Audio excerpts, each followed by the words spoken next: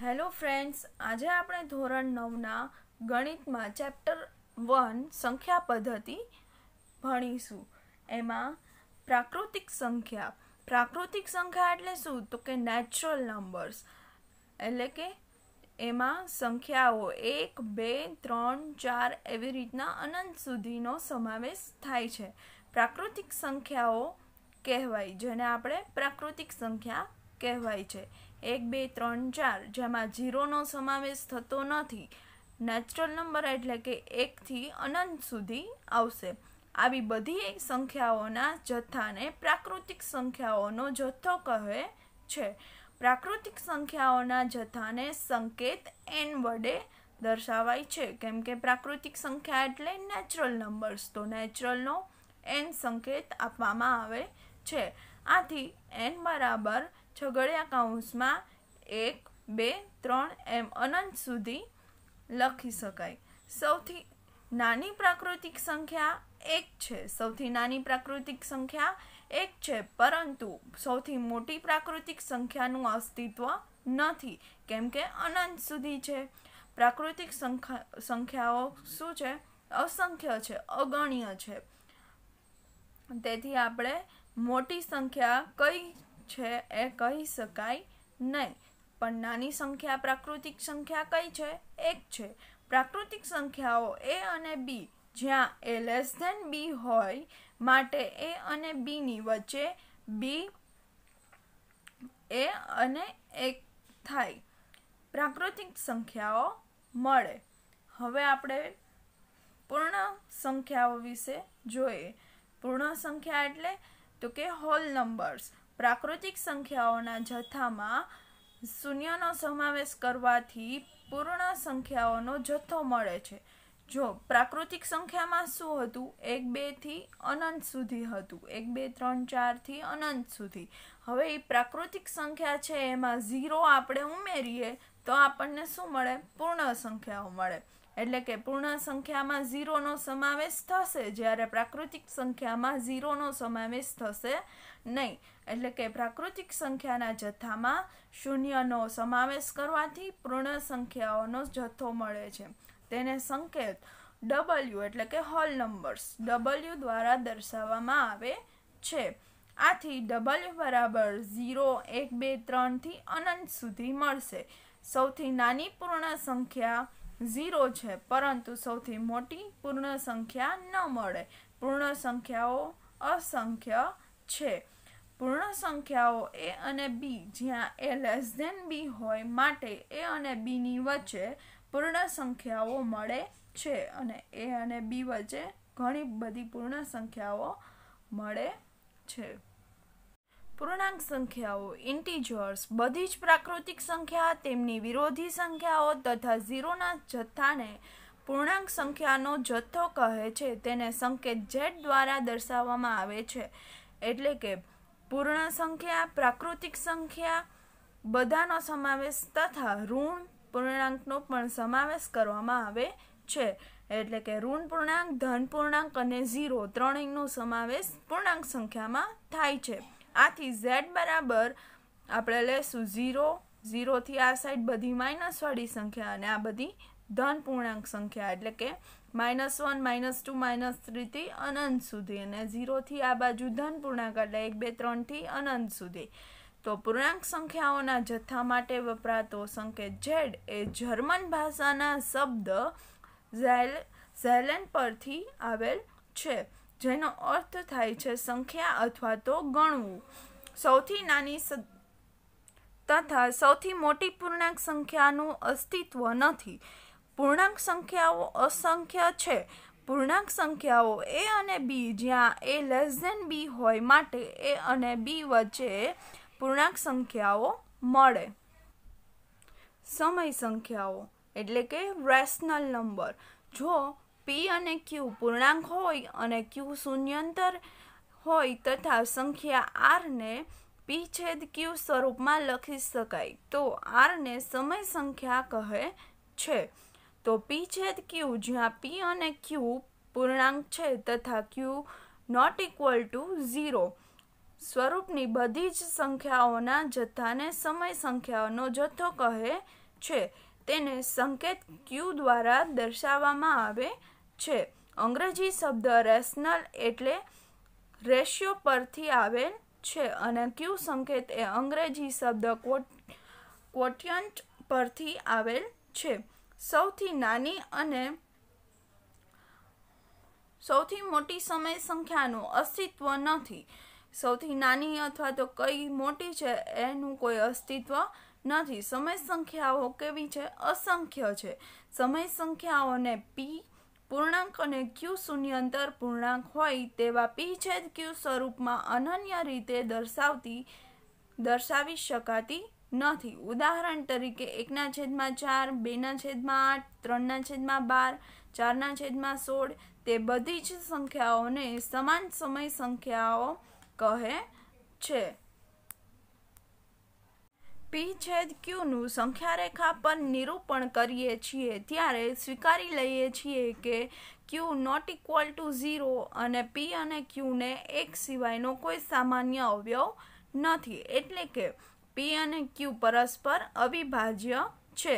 સમય સંખ્યાઓ એ અને બી જ્યાં a લેસ ધેન બી માટે એ અને બીની વચ્ચે અસંખ્ય સમય સંખ્યાઓ મળે.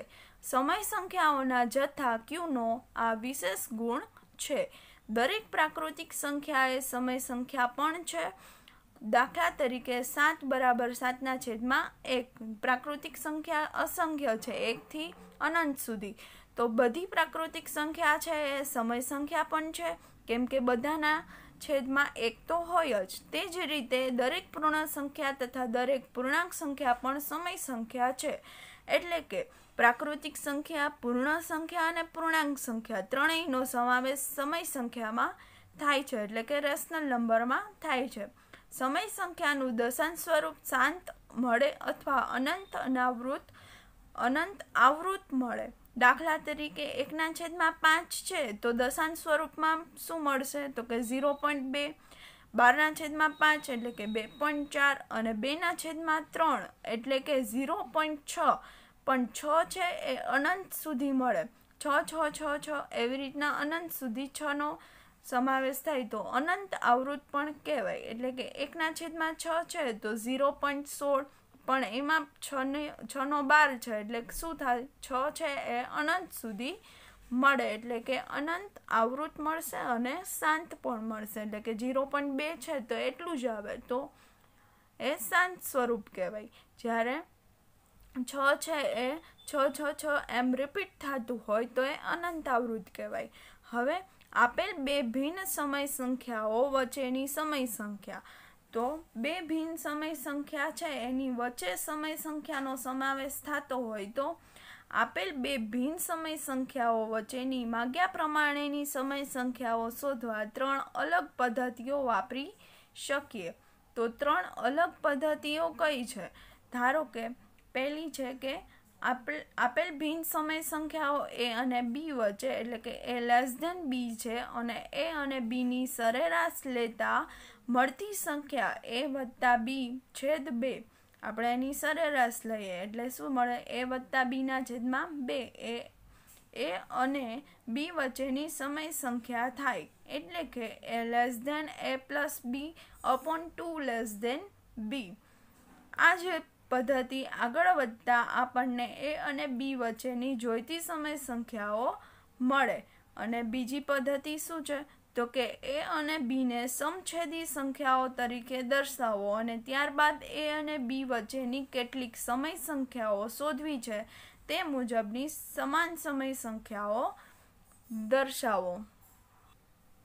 પછી ત્રીજી પદ્ધતિ એ અને બીને દશાંશ સ્વરૂપમાં દર્શાવો અને ત્યારબાદ દશાંશ સ્થળની જમણી બાજુના અંકો પછી જોઈતા પ્રમાણમાં શૂન્ય ઉમેરો. એ 3 પદ્ધતિથી આપણને મળે. હવે યાદ રાખોની વિશેષ સમજના દાખલા કરીએ. એમાં પહેલું, નીચેના વિધાનો સત્ય છે કે અસત્ય? કારણ સહિત જવાબ આપો. હવે દરેક પૂર્ણ સંખ્યા એ પ્રાકૃતિક સંખ્યા છે તો કે આ વિધાન અસત્ય છે કારણ કે 0 એ પૂર્ણ સંખ્યા છે પરંતુ પ્રાકૃતિક સંખ્યા નથી. દરેક પૂર્ણ સંખ્યા એ પ્રાકૃતિક નથી, કેમ કે પ્રાકૃતિકમાં 0નો સમાવેશ થતો નથી. હવે બીજું, દરેક પૂર્ણાંક એ સમય સંખ્યા છે. તો કે આ વિધાન સત્ય છે, કારણ કે દરેક પૂર્ણાંક એમને એમ છેદ 1ના સ્વરૂપમાં લખી શકાય અને તેથી તે સમય સંખ્યા છે. એટલે કે પૂર્ણાંક છે તો પૂર્ણાંક સંખ્યા કોઈ પણની નીચે આપણે છેદ 1ને કોઈ પણ સંખ્યા છેદ 1 લખી શકો, કોઈના છેદમાં 1 તો હોય જ, તો એ સમય સંખ્યા છે. ત્રીજું, દરેક સમય સંખ્યા એ પૂર્ણાંક છે.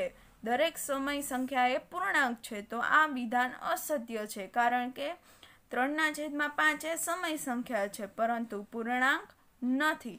સમય સંખ્યા એ પૂર્ણાંક છે એ ખોટું છે, કેમ કે 3/5 એ સમય સંખ્યા તો કહેવાય પણ પૂર્ણાંક સંખ્યા કહી શકાય નહીં. દાખલા નંબર 2, 1 અને 2 વચ્ચેની 5 સમય સંખ્યાઓ શોધો. આ પ્રશ્નનો ઉકેલ ઓછામાં ઓછી 2 રીતે મેળવી શકાય. એમાં રીત 1, R અને S વચ્ચેની એક સમય સંખ્યા શોધવા માટે R અને Sનો સરવાળો કરીને સરવાળાને 2 વડે ભાગવાથી, એટલે કે R + S ભાગ્યા 2 મળે, જે R અને Sની વચ્ચે હોય છે, જે આપણે સરેરાશની રીત પણ કહી શકાય.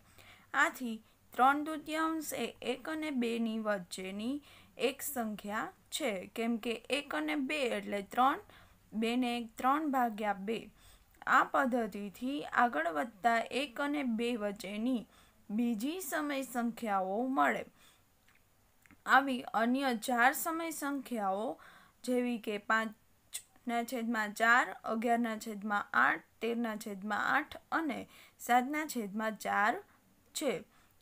એવી રીતના બીજી રીત જોઈએ કે બીજી રીતમાં શું છે કે એક જ સોપાનમાં 5 સમય સંખ્યા શોધી શકાય છે. આપણે 5 સમય સંખ્યા શોધવા માંગીએ છીએ, તેથી 5 સમય સંખ્યા જોતી હોય તો શું કરવાનું, તો કે m+1 એટલે 5 + 1 એટલે 6 મળે, એને છેદ તરીકે લઈએ અને 1 અને 2 ને છેદમાં 6 હોય તેવી સમય સંખ્યાના સ્વરૂપમાં લખીએ. એટલે કે 1 = 6/6, એટલે આપણે 1 મળશે અને 2 જોતા હોય તો 12/6 એટલે 6 દુ 12 એટલે 2 મળે. તેથી આપણે આના વચ્ચેની સંખ્યા કેટલી મળશે, 6/6 અને 12/6 એટલે 7/6, 8/6, 9/6, 10/6, 11/6. એ બધી સંખ્યાઓ 1 અને 2 વચ્ચેની સમય સંખ્યાઓ છે. તેથી માગેલ 5 સમય સંખ્યાઓ 7/6, 4/3, 3/2, 5/3 અને 11/6. તો મિત્રો આ કેવી રીતના આવ્યું, તો કે આના ભાગ આપણે 2 વડે ઉડાડીએ તો શું મળે, તો કે 2 ચોક 8 અને 2 તેરી 6, એટલા માટે 4/3. પછી 3 તેરી 9, 3 દુ 6 એટલે 3 ઉડી જાય તો 3/2 વધે, એટલા માટે 3/2. એવી રીતના એનું સંક્ષિપ્ત સ્વરૂપ આપ્યું છે. સ્વાધ્યાય 1.1નો દાખલા નંબર 1, શું 0 એ એક સમય સંખ્યા છે? શું તમે તેને p પૂર્ણાંક તથા q શૂન્યતર પૂર્ણાંક હોય તેવા pq માટે p/q સ્વરૂપમાં લખી શકશો? તો કે આન્સરમાં આપણે શું કહીશું, તો કે હા, 0 એક સમય સંખ્યા છે. 0 એ પૂર્ણ સંખ્યા પણ છે તથા પૂર્ણાંક સંખ્યા પણ છે, કેમ કે પૂર્ણ સંખ્યામાં પણ 0નો ઉપયોગ સમાવેશ થાય છે અને પૂર્ણાંક સંખ્યામાં પણ 0નો સમાવેશ થાય છે. આપણે જાણીએ છીએ કે દરેક પૂર્ણ સંખ્યા તેમજ દરેક પૂર્ણાંક સંખ્યા એ સમય સંખ્યા છે જ. આમ 0 પણ સમય સંખ્યા છે. 0ને p/q સ્વરૂપમાં અનેક રીતે લખી શકાય, જેમ કે 0/5, 0/11, 0/-3, ટૂંકમાં 0/q, જ્યાં q એ શૂન્યંતર પૂર્ણાંક છે, એ 0નું p/q સ્વરૂપમાં છે. હવે દાખલા નંબર 2 જોઈએ. 3 અને 4 વચ્ચેની 6 સમય સંખ્યાઓ શોધો. તો 3 અને 4 વચ્ચે કઈ સમય સંખ્યા આવશે એ આપણે શોધવાની છે. તો આપણે બંને સંખ્યાઓ 3 અને 4ને છેદમાં 7 લખીશું, કેમ કે 6 આપણે સમય સંખ્યા કેટલી શોધવાની છે? 6. તેથી 6 વત્તા 1 એટલે m વત્તા 1 કરીએ એટલે શું મળે? 6 એમ એટલે 6 વત્તા 1 એટલે 7 આવે તેવી સમય સંખ્યા, સમાન સમય સંખ્યા તરીકે દર્શાવીએ. તો 3 આવે એવી કઈ? તો કે 3/1 તો હોય જ, તો એને આપણે 7 સાથે ગુણીશું, કેમ કે આપણે કેટલી શોધવાની છે? 7. એટલા માટે 7 વડે ગુણીશું. તો છેદમાં 7 અને અંશમાં પણ 7 વડે ગુણીશું. તો 7 તેરી 21 અને 7 એકા 7 અને 4. તો 4ને પણ આપણે 7 વડે ગુણીશું, એટલે 4/1 તો હોય જ, એને 7 વડે ગુણીશું. અને જો લસા 7 હોય તો આપણે અંશમાં પણ 7 વડે ગુણવા પડે. તેથી 7 ચોક 28, 28 ભાગ્યા 7. આવી રીતના 21/7 થી 28/7 એટલે 21 થી 28 સુધીની સંખ્યા આપણે લેવાની રહેશે. હવે 21/7 <22/7 <23/7 <24/7 એમ આપણે 28/7 સુધીની લઈશું. તો આમ 22/7 23/7 24/7 25/7 26/7 27/7 એ 3 અને 4 વચ્ચેની અનંત સમય સંખ્યાઓ પૈકીની 6 સમય સંખ્યાઓ છે. અને બીજી રીતે આપણે જોઈએ તો કે 3 અને 4 વચ્ચે આપણે 6 સમય સંખ્યા લેવાની છે. તો આ પણ લઈ શકો કે 3.0 છે અને અહીંયા 4.0 છે, તો એની વચ્ચે કઈ આવશે? તો કે 3.1 3.2 3.3 3.4 3.5 3.6 લઈ શકાય. વળી સરેરાશની રીતની અનુસરતા આપણે 3 અને 4 વચ્ચેની 6 સમય સંખ્યાઓ તરીકે 7/2 13/4 15/4 25/8 27/8 અને 29/8 આ આપણે સરેરાશની રીતે લઈ શકીએ. કોઈ પણ બે સમય સંખ્યાઓ વચ્ચે અનંત સમય સંખ્યાઓ મળતી હોવાથી આપણે જુદા જુદા અનેક જવાબ આપી શકીએ છીએ. દાખલા નંબર 3. 3/5 અને 4/5 વચ્ચેની 5 સમય સંખ્યાઓ શોધો. તો 3/5 છે, તો એને આપણે 5 સમય સંખ્યા આપણે આમાં શોધવાની છે. તો બંનેમાં આપણે લસા સરખો આવે એ રીતે લઈએ. તો બંનેમાં 5 છે એટલે આપણે એને મોટી સંખ્યા કરવા માટે 6 વડે ગુણીશું. એટલે 5ને પણ 6 વડે ગુણીશું અને આ 4/5 છે એને પણ 6 વડે ગુણીશું. તો બંનેનો લસા સરખો આવશે, બંનેના છેદ સરખા આવશે. એટલે બંનેના છેદ સરખા કરવા માટે આપણે 6 વડે ગુણીશું. એટલે 5 6 30 અને 5 6 30. હવે ઉપર અંશમાં પણ 6 વડે ગુણીશું. તો 6 તેરીને 18 4 6 24. હવે 18/30 થી 24/30 સુધીની વચ્ચેની સંખ્યા લેશું. એટલે 18/30 19/30 20/30 21/30 22/30 23/30 24/30 સુધીની સંખ્યા. એટલે કે હવે બંને આપણે આના છેદ ઉડાડીએ તો 6 × 5 ને 6 તેરી 18 એટલે 3/5 19 અને 30 ભાગ ન ઉડે એટલે છેદ નહીં ઉડે તો 19/30. પછી અહીંયા મીંડું ઉડી જાય તો શું મળશે? તો કે 2/3. હવે 21 ને 30 છે તો 7 તેરીને 21 ને 10 તેરીને 30 એમ સંક્ષિપ્ત સ્વરૂપ આપી દઈએ. તો આપણને 3/5 અને 4/5ની વચ્ચે 19/30 2/3 7/10 11/15 23/30 એવી રીતના વચ્ચેની સંખ્યા મળે, વચ્ચેની 5 સમય સંખ્યા મળે. તેથી 3/5 અને 4/5 વચ્ચેની અનંત સમય સંખ્યાઓ પૈકીની 5 સમય સંખ્યાઓ આ મળશે।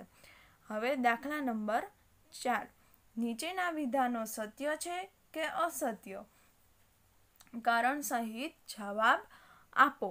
એમાં પહેલું, દરેક પ્રાકૃતિક સંખ્યા એ પૂર્ણ સંખ્યા છે, તો કે આ વિધાન સાચું છે કે ખોટું? તો દરેક પ્રાકૃતિક સંખ્યા એ પૂર્ણ સંખ્યા છે, તો કે આપેલ વિધાન સત્ય છે, કારણ કે પૂર્ણ સંખ્યાઓના જથ્થામાં દરેક પ્રાકૃતિક સંખ્યાનો સમાવેશ થાય છે। બધી પૂર્ણ સંખ્યામાં પ્રાકૃતિક સંખ્યાનો સમાવેશ તો થાય જ છે, પ્લસમાં 0નો પણ સમાવેશ થાય છે, એટલે એમાં પ્રાકૃતિક સંખ્યાનો સમાવેશ થતો હોવાથી આ વિધાન સત્ય છે। દરેક પૂર્ણાંક સંખ્યા એ પૂર્ણ સંખ્યા છે। અહીંયા શું કીધું હતું? પ્રાકૃતિક સંખ્યા એ પૂર્ણ સંખ્યા છે, તો કે હા। હવે અહીંયા શું કહ્યું છે કે દરેક પૂર્ણાંક સંખ્યા એ પૂર્ણ સંખ્યા છે, તો કે આપેલ વિધાન અસત્ય છે, કારણ કે કોઈ ઋણ પૂર્ણાંક સંખ્યા જેવી કે -2, -3, -5 વગેરે એ પૂર્ણ સંખ્યા નથી। પૂર્ણ સંખ્યાના જથ્થામાં 0 તથા પ્રાકૃતિક સંખ્યાનો સમાવેશ થાય છે, પરંતુ પ્રાકૃતિક સંખ્યાની વિરોધી સંખ્યાનો સમાવેશ થતો નથી, તેથી તે પૂર્ણ સંખ્યા છે। પૂર્ણાંક સંખ્યા એ પૂર્ણ સંખ્યા છે એમ ન કહી શકાય। હવે ત્રીજું જોઈએ, દરેક સમય સંખ્યા એ પૂર્ણ સંખ્યા છે, તો કે આપેલ વિધાન અસત્ય છે, કારણ કે કોઈ પણ બે ક્રમિક પૂર્ણ સંખ્યાની વચ્ચે આવેલ સમય સંખ્યા એ પૂર્ણ સંખ્યા નથી। દાખલા તરીકે પૂર્ણ સંખ્યાઓ 2 અને 3ની વચ્ચે આવેલ સમય સંખ્યા 5/2 એ પૂર્ણ સંખ્યા નથી।